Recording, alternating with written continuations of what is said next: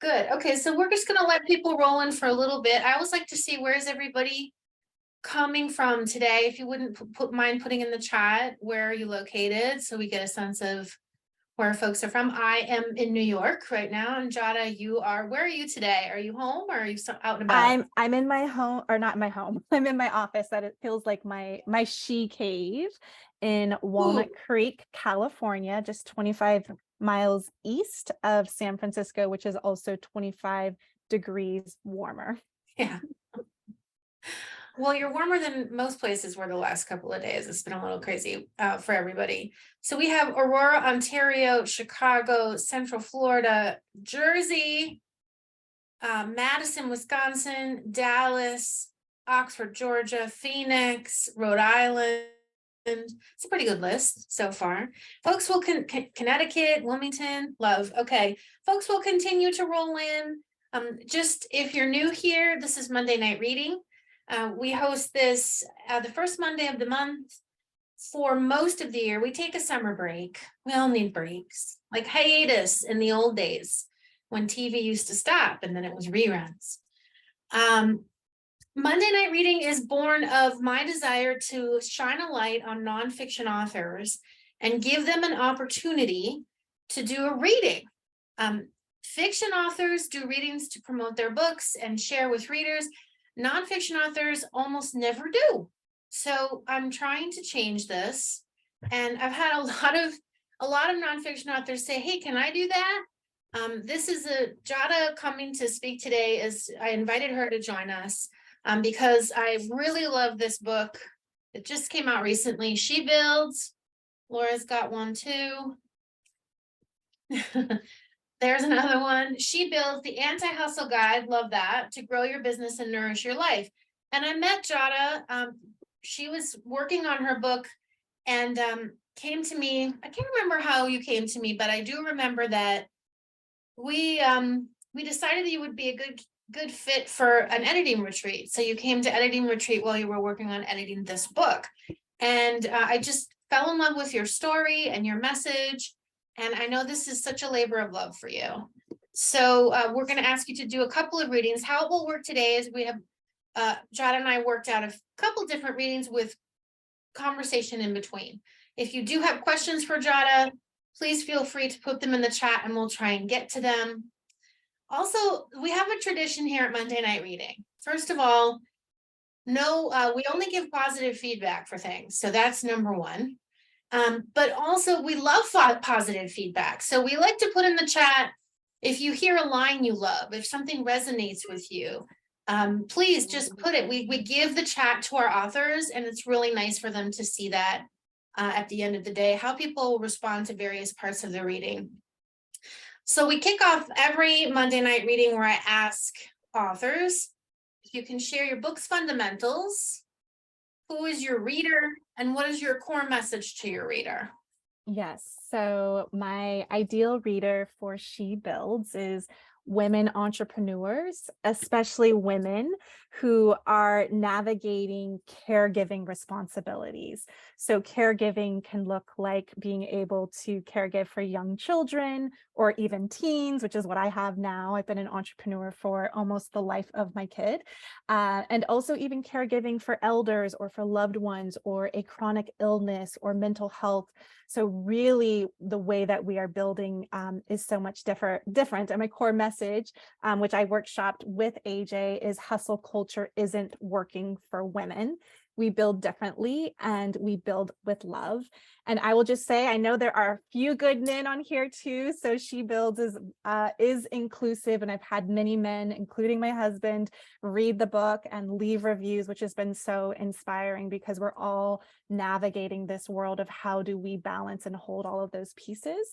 And then the promise is in the subtitle, which, you know, is to grow your business and nourish your life in an anti-hustle way without burnout, overwhelm, and exhaustion included. Okay, how great is that? I forgot that core message until you just said it, and it's so good. I love it so much. Yes, AJ helped me with it. It's so good. Oh, it's so good. So, you know, one of the things that I love to see when I got the hardcover is your statement on gender, which is the opening of the book before anything gets started. And I asked you to read that tonight. So I would love if you would start with that. And then when we're done with that, I'll have you set up the next reading. Awesome. Thank you all for being here. This is so fun. I recognize and welcome people of all genders and identities. If you feel drawn toward the holistic blend of feminine and masculine energy in business, this book is for you. You understand the importance of structure and action, as well as trust and intuition. Representation of women of color is a topic close to my heart. I wrote She Builds from the perspective of being a multiracial, cisgendered woman. People who identify as women or who were assigned females at birth receive implicit and explicit messages from society, social circles, and their families. I center women's stories and voices throughout this book because this is what I wish I could have read when I became an entrepreneur. The beloved author Toni Morrison said, "If there's a book you want to read, but it hasn't been written yet, then you must write it. My wish is that you feel inspired to share your story too. There are no unique messages, only unique messengers." I love that so much. And I want to encourage everyone here who's working on a book to think about, that statement and what statement you might want to make at the start of your book for similar reasons. Thank you so much for that. Thank you so much for that.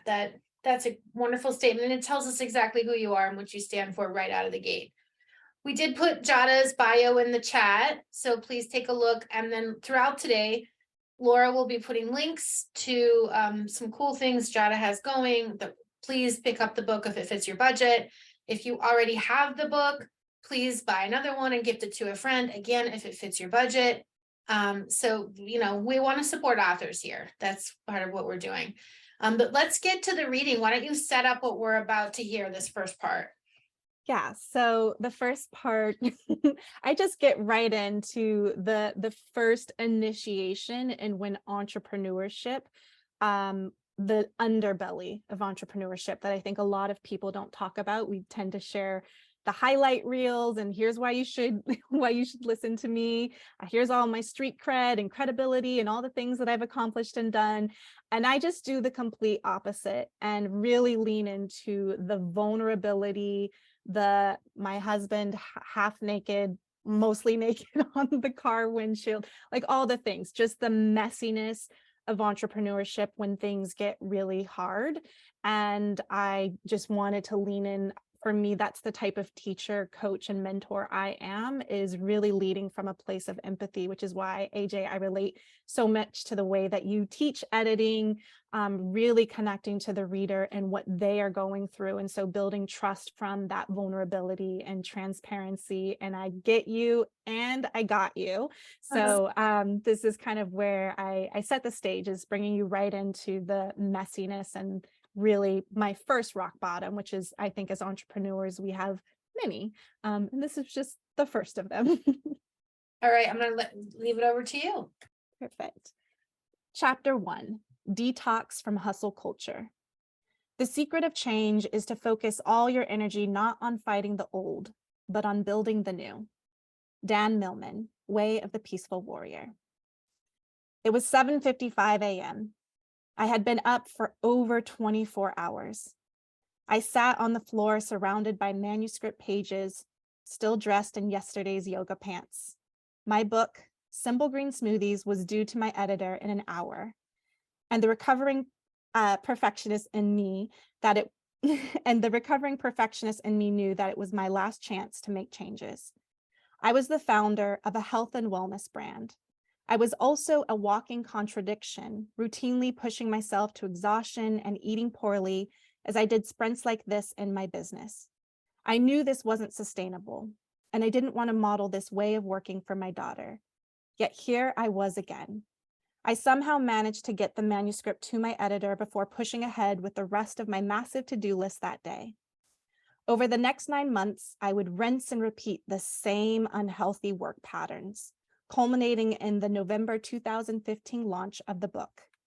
Each year, I vowed to unplug during the holidays, but as a co-founder of a healthy lifestyle company, that seemed impossible.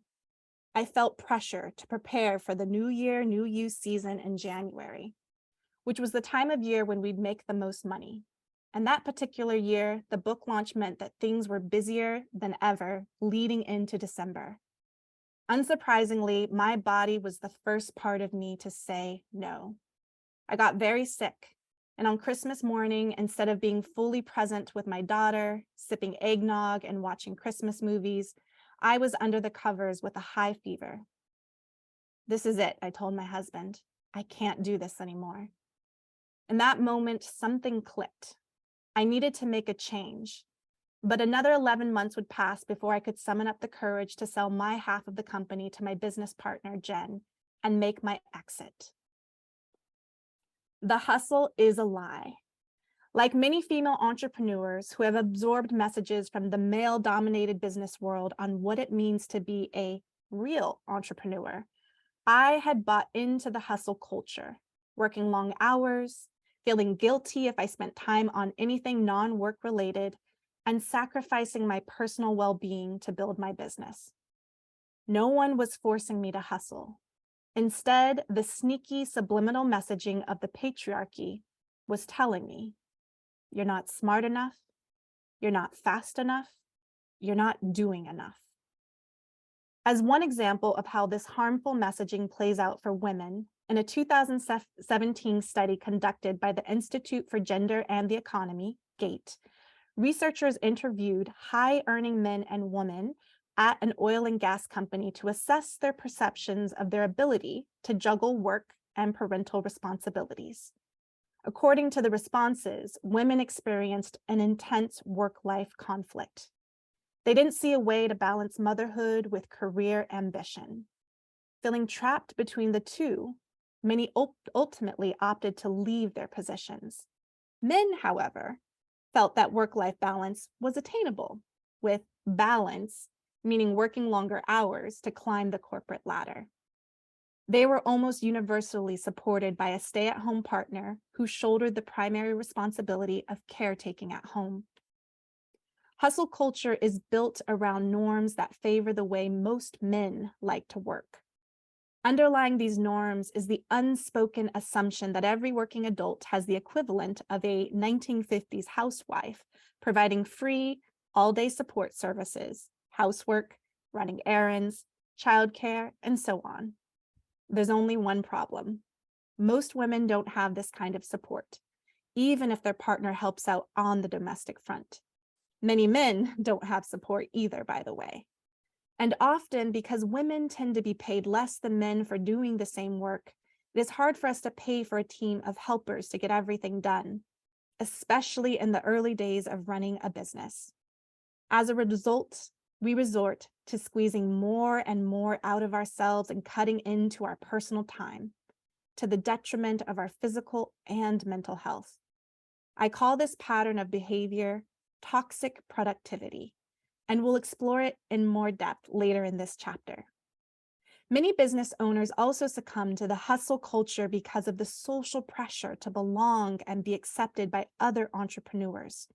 We hustle as a badge of honor, especially if we work in industries where we're the only women in the room. We become addicted to the chase, determined to prove that we can do the work and that we deserve success. We overcommit and overschedule ourselves for fear of missing out on an opportunity to get ahead. Yet the finish line always moves farther away, and our best is never enough. Patriarchal standards also drive us to compare ourselves to others whose lives and priorities may be different than ours. We beat ourselves up when our homes are not perfectly organized, when the meals we cook or replace with takeout are not gourmet, when we can't volunteer for a school event that conflicts with work, when the way we work looks different from that of our male counterparts, or when our lives and careers don't seem Instagram worthy, we compare and despair. And we are more likely to buy into self-perpetuating lies, such as, my business is a hot mess, I stumbled into this work and don't know what I'm doing. I'm not qualified enough to do this. I'm not working hard enough to be successful.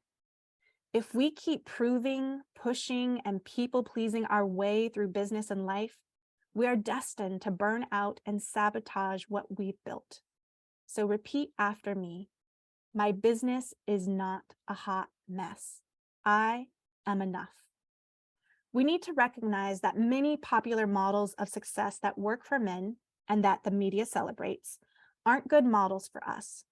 Books that are about hustling and scaling up by any means necessary, even if it means no sleep, no time for family, and no time for ourselves, don't consider the things we value. Even business books that embrace a slower paced lifestyle don't acknowledge the realities of our lives as women. I got excited by the promise of working less, traveling more, and automating everything in Tim Ferriss's The 4-Hour Work Week. But as I read the book, I came to doubt that his life of freedom and flexibility was possible for me. Ferriss presents himself in the book as a young Ivy League educated man who travels the globe while running a financially successful business and relying on time-saving hacks, such as delegating the purchase of flowers for his girlfriend to an assistant in India. As the parent of a young daughter who was drowning in debt and living with her in-laws to make ends meet, it was tough to relate. Remember, your business is not a hot mess. You are not a hot mess. Your business is growing, and you are growing it while leading a busy adult life. Your business looks different because you are building with love, and it is unfolding at a different pace and in a different way than that of a startup founder who starts a project, scales it up, sells it, and moves on to the next one. Let me also remind you, you can live the life you want while creating a mission-driven business that represents who you are and what you stand for. But you can only do this if you stop competing in the race of hustle culture and commit to running at your own pace. The passion paradox. It's not only hustle culture that sucks us into burnout. Sometimes it's an even sneakier culprit, passion. Pursue your passion is a common rallying cry that draws many women to the entrepreneurial path. It certainly influenced me. My father, a man with many side hustles, often said, "Do work you love and marry someone who loves what they do too." I took that advice, letting passion be the guiding light that pointed me toward each job I took and each business I started. However, the downside of relentlessly pursuing my passion was that I ignored my health and my important relationships more often than I'd like to admit. One time, I took my laptop to a playdate and Zoe bit the screen, cracking it to get my attention. I was angry with her, but even angrier at myself. I didn't like who I was becoming, yet I was so obsessed with my work that I couldn't stop. I was also spending so much time on my computer that I became sedentary, ignoring my body's signs that I needed to take breaks and be more active. My work was too important, and there wasn't enough time in a day. There was always one more thing to do. Don't get me wrong. There is a lot to be said for doing what you are passionate about as an entrepreneur, but there is a dark side to passion. It can be hard to find the off button when you're running your own business with no external forces telling you to stop. Many women entrepreneurs feel that there's always more to do. We're never done with our work day, and although we try to create some security and stability in our lives, we lack the support many people get from a traditional job. This puts us into a constant state of stress that can break us down. The high cost of passion. Did you know that the way you manage your passion can determine your odds of working sustainably throughout your career versus flaming out? A study in Harvard Business Review looked at the causes of burnout among entrepreneurs by examining the two distinct types of passion. Harmonious passion, believing your work is an important part of who you are, and feeling easily motivated by your work because it brings you joy and fulfillment. obsessive passion, defining your internal value by your work because of the status, money, or recognition it brings. The research found that business owners who reported high levels of obsessive passion were more likely to experience burnout. Those entrepreneurs worked very long hours, which led them to experience frustration, exhaustion, and constant stress and anxiety. They reported feeling distracted, ignoring self-care, and neglecting relationships with family and friends. They had to battle the urge to be productive 24/7 and felt emotionally dependent on their work.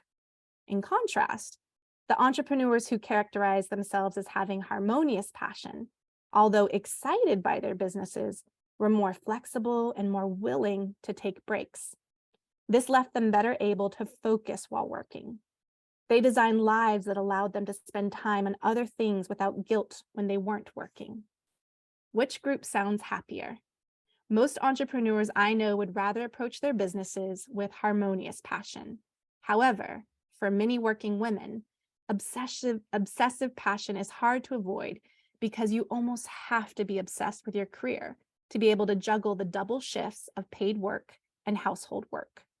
Fortunately, if you're trapped in obsessive passion, it's possible to break your addiction to overwork. It's a matter of actively choosing harmonious passion and setting yourself up to embrace it every day of your life.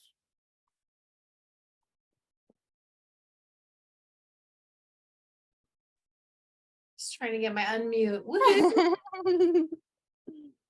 I can't wait for you to read the chat. There were so many things that people were really resonating with. And I also saw Joey Munich's face when you said the dark side of passion. You're like, wow, wow, wow. It's, you're talking about stuff we didn't have names for. Do you know what I mean? And it's really exciting.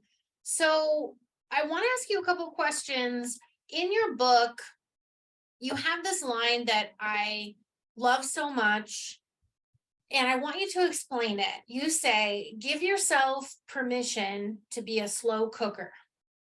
Can you explain what you mean by that? Yeah. So how many of you, just by a show of hands or a virtual emoji hand, have an Instant Pot or a pressure cooker or know what that is? And how many of you have a slow cooker appliance at home? Raise your hand. Okay. So there's this distinction. These are kitchen appliances in our home. But when we first got an Instant Pot, the pressure cooker, I was very overwhelmed by all of the buttons, right? It was this promise of getting results, like yummy, delicious, super seasoned food in a very quick amount of time. But there's also a lot of complication to the different buttons. You get the burn notice that happens. I don't know if any of that's happened to you all if you do have a pressure cooker. So it's a lot of complication. I mean, you can walk away for a little bit, but you got to kind of keep your eye. And then there's this huge steam that's released, right? Because you're holding all of that, trying to make things happen so quickly. So I tend to be very overwhelmed by the pressure cooker. My husband actually loves it, so that makes a lot of sense when I think about it. And with a slow cooker, I just remember, I'm like, I want my slow cooker back. I don't want this Instant Pot pressure cooker anymore. Because with a slow cooker, you allow things to simmer. And there's two options. Do you want it to simmer for 4 hours or 8 hours? Some people have 12 hours, but then you just walk away and you go on with the rest of your life. And then you come back and you get the same results that you would in a pressure cooker. It just takes longer. But in that spaciousness, you're able to tend to other parts of your life. And so for me, I notice as the way that I show up in business is I am a slow cooker. And I've been comparing myself to other people who move a lot faster through the world. And like maybe they thrive from that complexity and want those results so quickly. And so I knew that I had to not only give myself permission to be a slow cooker, but also giving myself permission to extend the timeline. So I say, don't put a timeline on your dreams, put a timeline on your actions. And there's something about that allows us to actually enjoy the process. So that's what I mean by giving yourself permission to be a slow cooker. If you are someone who doesn't want things to be so complicated and so many things that you're kind of having to track at the same time, and want simplicity, want to move at a slower pace, or that's just naturally how you are. Like neurodiversity, we need less structure, we need less options. You know, I'm a highly sensitive person, and so I just need things to be simple. I need them to be slow. And that's what I mean by the permission to be a slow cooker, is that we can simmer through our businesses and our lives instead of like moving with this pressure that it like needs steam to be released in order for us to get to the finished product. So that is, I feel like that is so relatable. And I think I'm a slow cooker. I think I'm a slow cooker. And I love that you're giving me permission to be that. I also think that as a writing teacher and editor, and I expect books to be slow cook recipes. I mean, my recipe is slow cook recipe. My recipe is not, you know, quick dinner in under 15 minutes with 4 ingredients. That's not me. I'm the slow cooker girl. So, you know, and there's nothing wrong with that. And I love that you're explaining that. I love the way that you not only say hustle culture isn't working, but you also say, here are all these other ways of looking at it. Instead of just saying it's not working and complaining about it, you're just setting it up. And the whole rest of the book is, here's how to structure your life so you can build with love, be a slow cooker, all that good stuff. Talk to me also, if you can explain, there's so much in this book, everybody, but I did want to try and get you to say to this group, you recommend something called a business detox. What is that? Yeah. So a business detox is really looking at our businesses. It's almost like pouring all of the Legos out onto a table and like looking, what are all the pieces that I'm working with here? And what are actually the pieces that I want to use to rebuild my business and life? Because I think a lot of us are in this season of reinvention right now, right? We're not just starting up, we're also restart-ups, whether it's in your own personal relationships, like just having to like refine who you've become over these last couple of years in the pandemic. What are the things that you care about inside your business and how you work? And so a business detox is that part of you where you're kind of like, what's all here? Let me just get it out of here so I can see what I'm working with and what are the pieces that I actually want to keep. And even when I do my client coaching calls, I'm like, this is like a business detox, and I'm going to need you not to take action on anything after this conversation, because it's a lot to really look at how am I spending my time? How am I spending my energy? What are all the things that are running through my mind? And just like a detox from like doing, you know, some type of detox with like green juices or green smoothies, right? You get hangry, and it's not comfortable, but it's also necessary for us to rebuild in a more simple way and only put the pieces in that are nourishing to our businesses, that are nourishing to our lives. And so really taking the time to look at how are we spending our time and our energy? What is our capacity? Really rebuilding from the inside out versus from the outside in. Like, this is how we do it. This is how the world works. This is how business works. It's like, what works for you? And being able to reset that from that perspective. Love, love, love, love. So you have a process that you teach in the book that's called the Build with Love process. Can you give just a quick overview? I know the details are in the book, but Yeah. So Build with Love, it's an acronym for LOVE. And before I actually go into the Build with Love, I'll just share what it's countering, which is us kind of getting caught in this cycle of fear. So fear is forcing, exhaustion, avoidance, rigidity. And that is really the cycle of hustle culture, right? When we're kind of forcing, trying to push, make things happen. Like I said, I was going to do it. Let's go. And then what happens when we do that extra exerted effort is we lead into exhaustion, which then we're depleted, we're tired, we're overwhelmed. And when we're tired, what do? We avoid and we hide under our covers and we binge on Netflix, which is totally okay. This is something in hustle culture too. It's okay to watch shows as a self-soothing practice for us to take a break from our businesses and all the things when your mind is running a million miles a minute. But when we get into avoidance, then we become rigid. So we're rigidity, where we're just stuck. Like I said, this was the plan. I promised everyone this is what I was going to do, how I was going to do it, when I was going to deliver it. And so we get stuck in this pattern and go right back to forcing. So that's the cycle of fear. And so I wanted this book, Build with Love, to be designed around the framework of kind of being the antidote to that. And I believe that anti-hustle is the antidote to burnout. And so love, and this is how I structured the book in 4 parts. So the first part of the book is lead.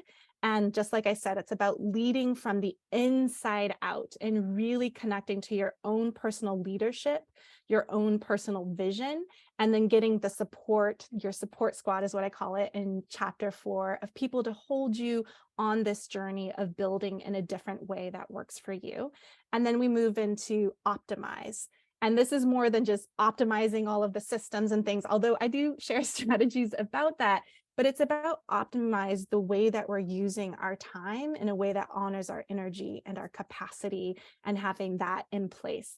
And then we move into visualize, and visualize is about turning your vision, your dreams into reality by taking action. And I have a whole process in there that's called Build Your Quarterly Plan. And it's about kind of really prioritizing your projects, which I call VIPs, very important projects, for you to be able to start to move those ideas forward based on your timeline that works for your life. And then E is expand. And this is about deepening your roots into building on a more sustainable foundation. Because what often happens is we build on a foundation that actually is about to crack and crumble. And I just don't want people to tap out, opt out, quit, close it down, resent their businesses, and then they want nothing to do with it. I actually want people to stay in the game. So expand is about sustainability, about honoring your own pace. There was a chapter 12, just so you know, a part of me when I talked to AJ, I wanted to move that chapter to part 1, but it was one of those editorial dances that just didn't add up. So, but you get to it's one of my favorite chapters, Embrace Your Pace, which is all about push, pause, and pivot. And when do we do that in seasons of our lives? So that's the way that the book is actually oriented into those 4 parts of the Build with Love framework. It's so good. It's so good that you're showing us the way forward. In the chat, Francesca said, it's like you're redefining the speed of capitalism. That's so true. That's so true. I don't even think you intend to do that, but I guess you are. That's amazing. I love that. I love that reflection. So I would love for you to share another reading.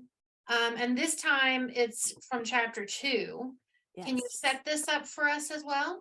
Yes. So with chapter 2, it's I kind of want to share about, because I know most of us are like writers too. So in chapter 2, there's this parable by Paulo Coelho, and it's about the businessman and the, oh my gosh, I'm totally blanking. Oh, the fisherman. The fisherman. And yes, and someone that I was working with at the time was like, oh, I think that's already in so-and-so's book and so-and-so's book. But I'm like, but this parable is so important to kind of redefining your life and remembering what matters most to you. And so I didn't want to cut it, but I knew it was going to get cut. So I actually rewrote my own feminine version of it based on one of my close friends who is a yoga teacher. And so this story is very inspired by real people, real friends, but they were both women, and kind of redefining what really matters to us and why are we building for the sake of building and growth. And so this story kind of leads into that. But I just wanted to share that because I think as writers, you know, there's things we don't want to kill all of our darlings. And this was a way for me to advocate. And I was so proud on the other side of what I came up with to keep it in there, the intent of it in there.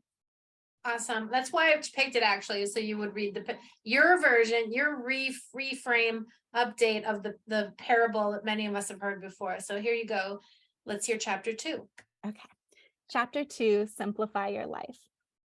My mission in life is not merely to survive, but to thrive, and to do so with some passion, some compassion, some humor, and some style.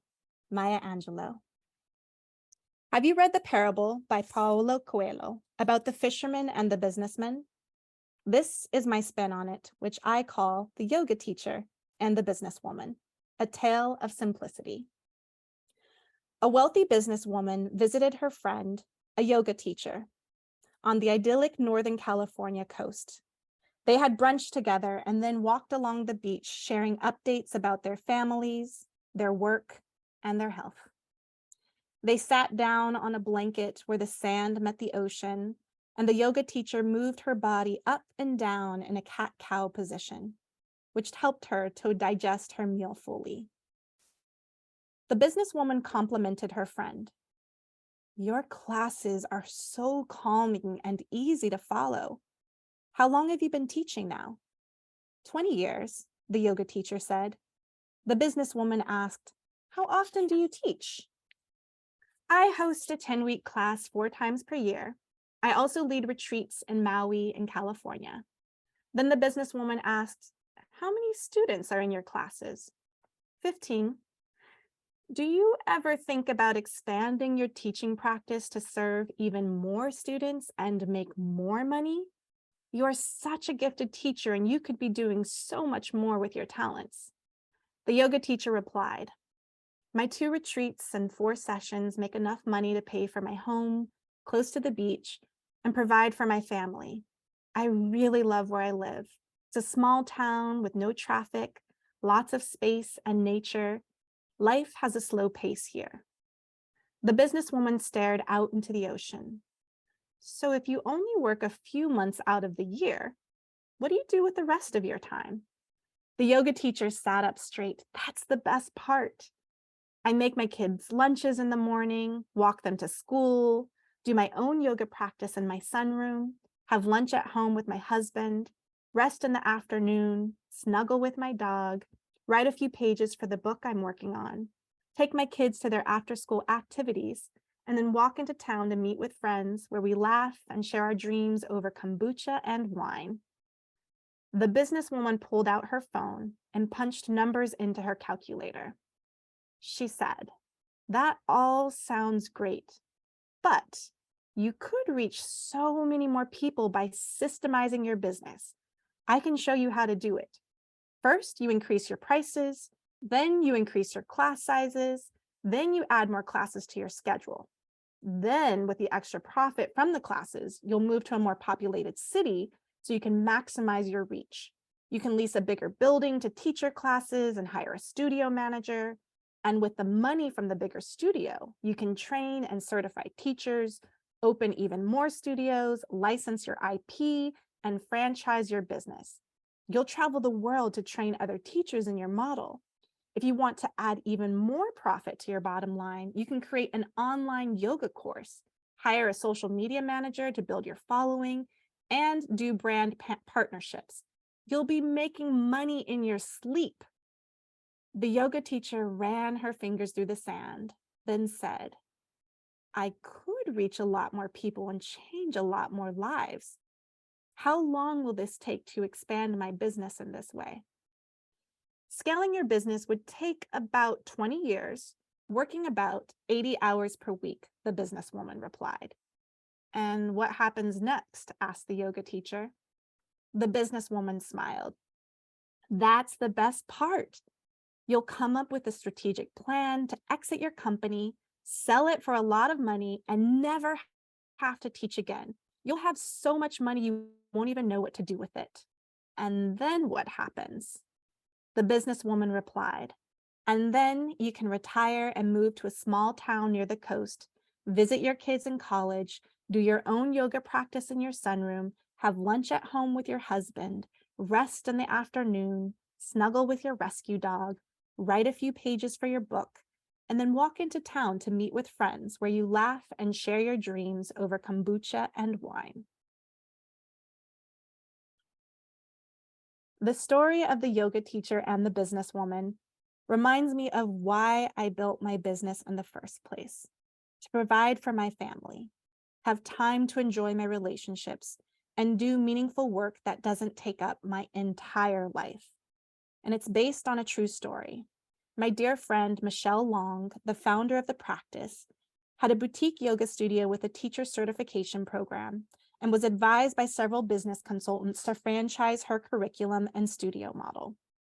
She followed their advice, excited by the prospect of expanding her reach to impact more lives. But there was a cost.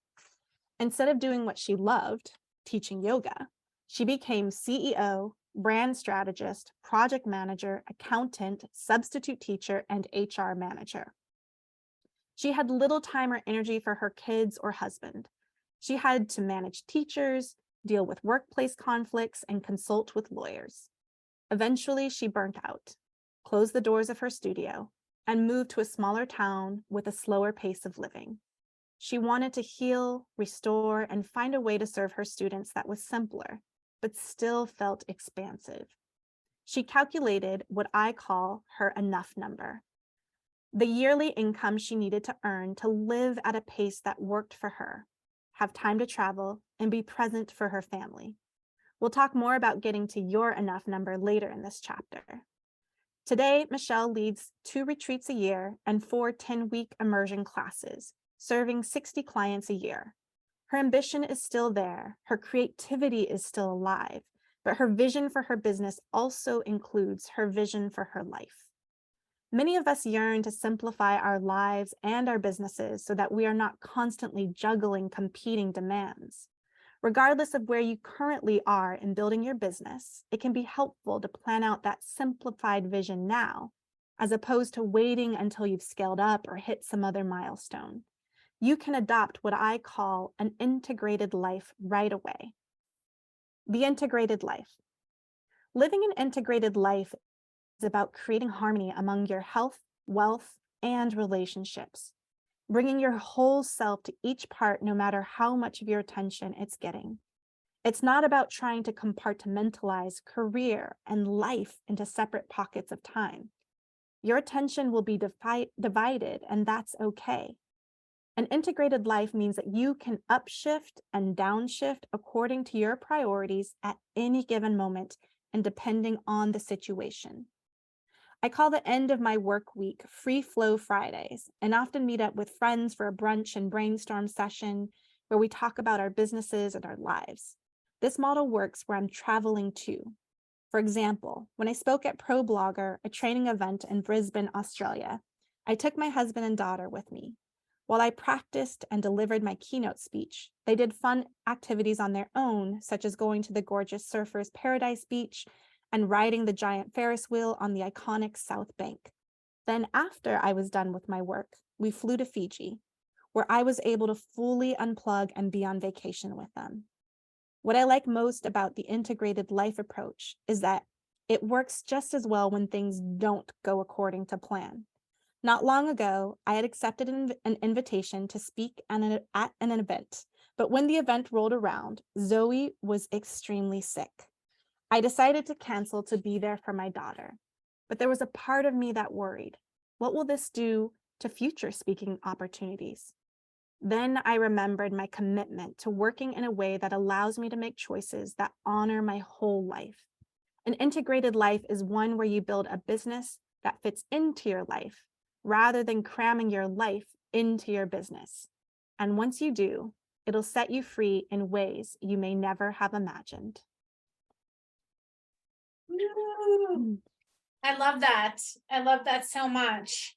What response have you received now from that retelling of the fisherman story?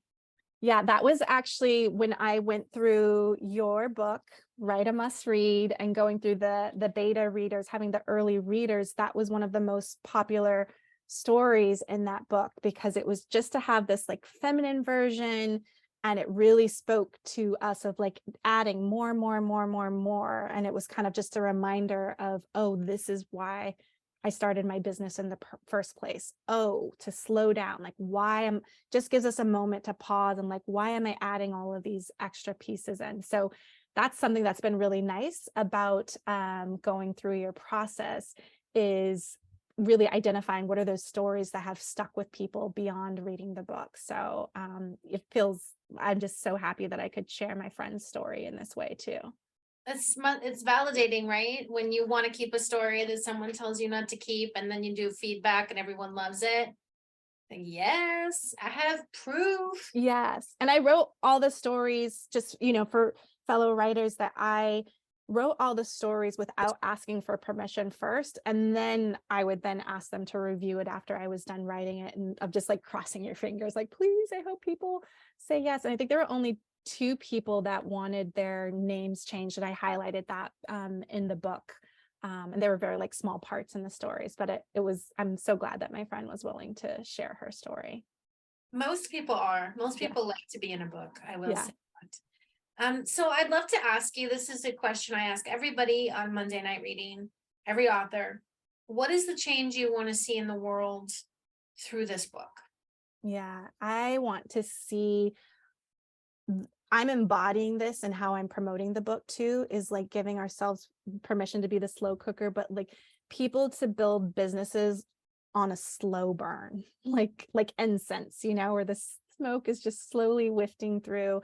I just want people's nervous systems to feel good and how they're building and expanding their businesses in a way that they don't ignore their health and their relationships and the things that matter most to them. So for me, I just see this book spreading, and that word of mouth marketing, one book at a time. People are already doing retreats with each other and like going through the book and the exercises together. So I really want this. I feel like she's her own entity, like she's just doing her dance and working her magic through the world, and for it to be a very collaborative community building process. So it's, to me, being in conversation with people and gathering people together to have these conversations and bring it to the surface, so that we realize, oh, we're not alone. We can build businesses differently. We can build it with love. So I just want this slow burn of her to just keep making her way and letting people see that there's a different way to build. I think that through that, more people will realize their dreams. Yeah. Because if you burn out too soon, you're going to give up. Yeah. Oh, I really, really love that. And also I like to ask, what's been surprising about your author journey? So this is your second book, but really, I think it's really like your first, because the first, not to diminish Yeah. This one, Simple Green Smoothies. Simple Green Smoothies, but this is really this is your whole life, Yeah. This is a life's work mission. So what's been surprising about the journey this time around?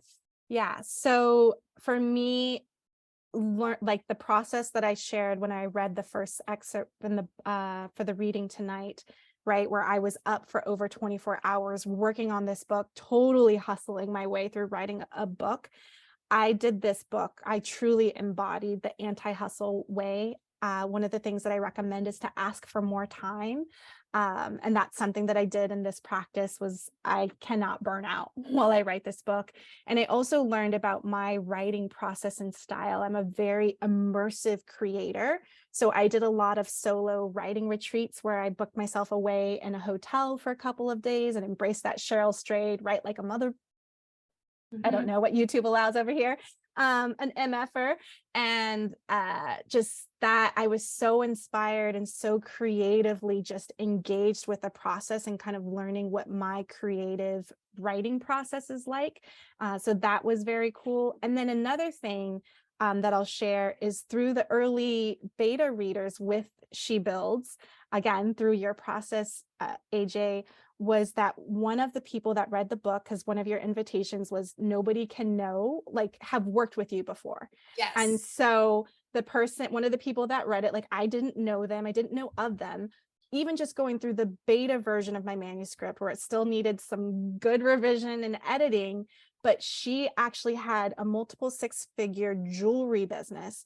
And through going through the exercises and reading the book, she had a conversation with her husband, sold that business, like, well, not even sold it, closed it down, and then acquired another business that was more aligned with what she really cared about.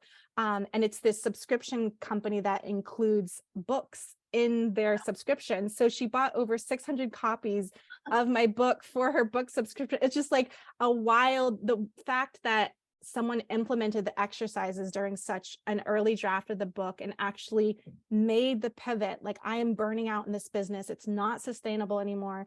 And now I'm going to go build another business that feels more aligned with my truth and what I care about. And now she's a coaching client of mine. Like, it's just wild.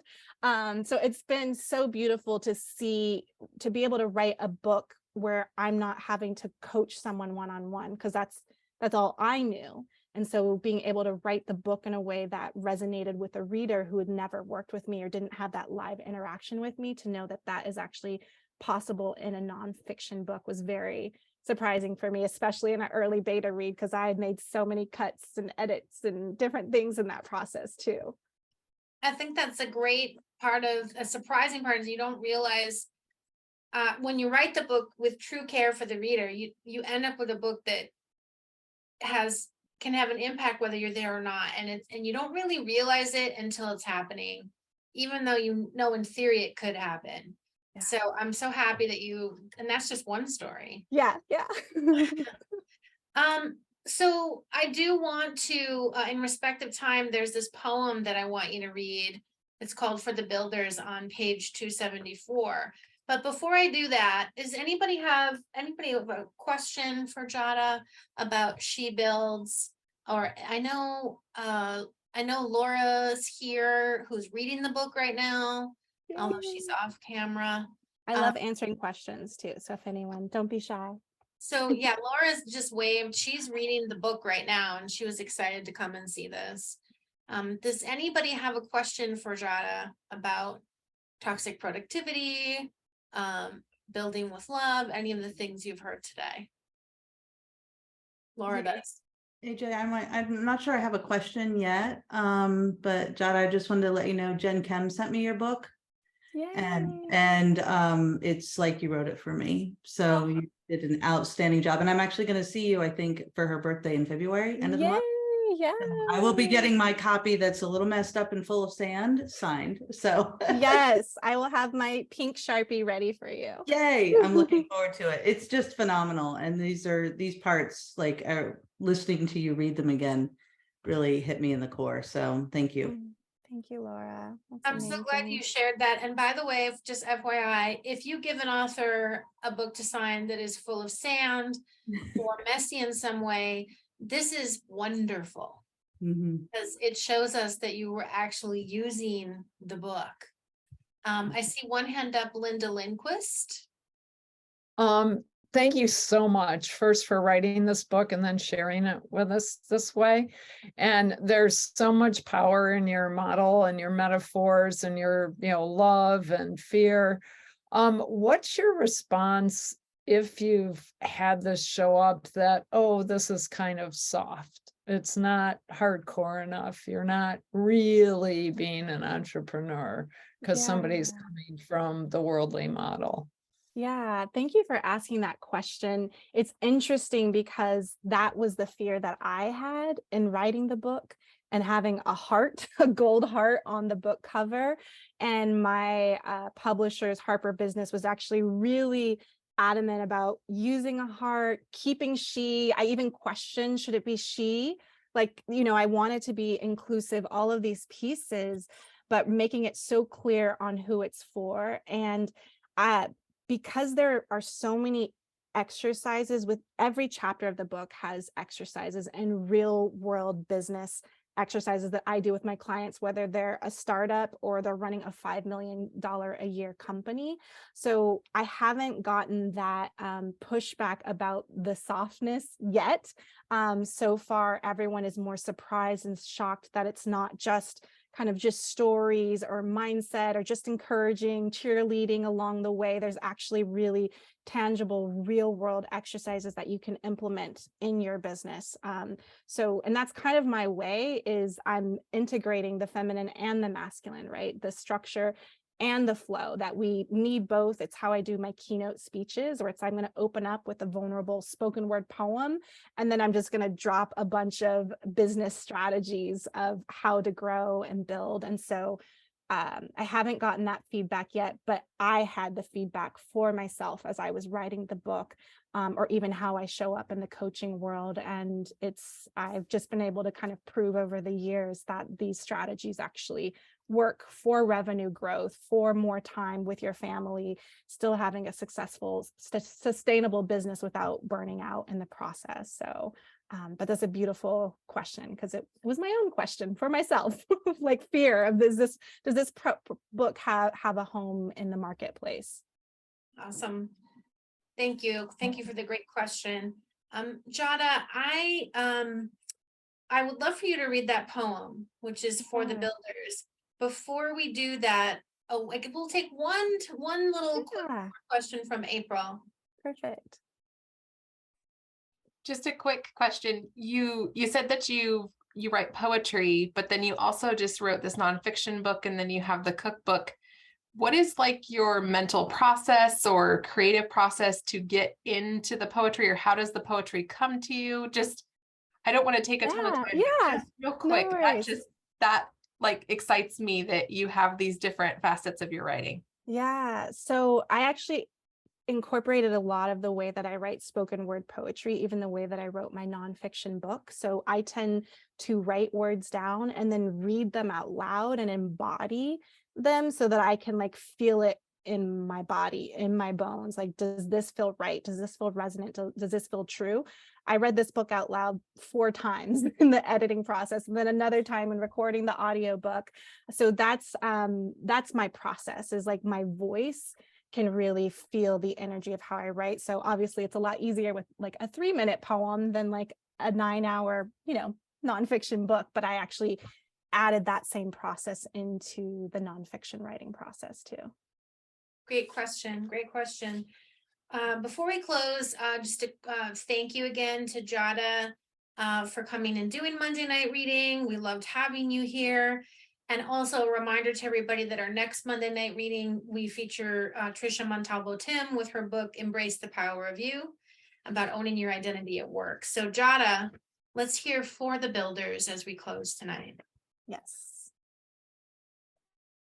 This is for the builders, the bold ones who speak their dreams out loud and continue to face failure.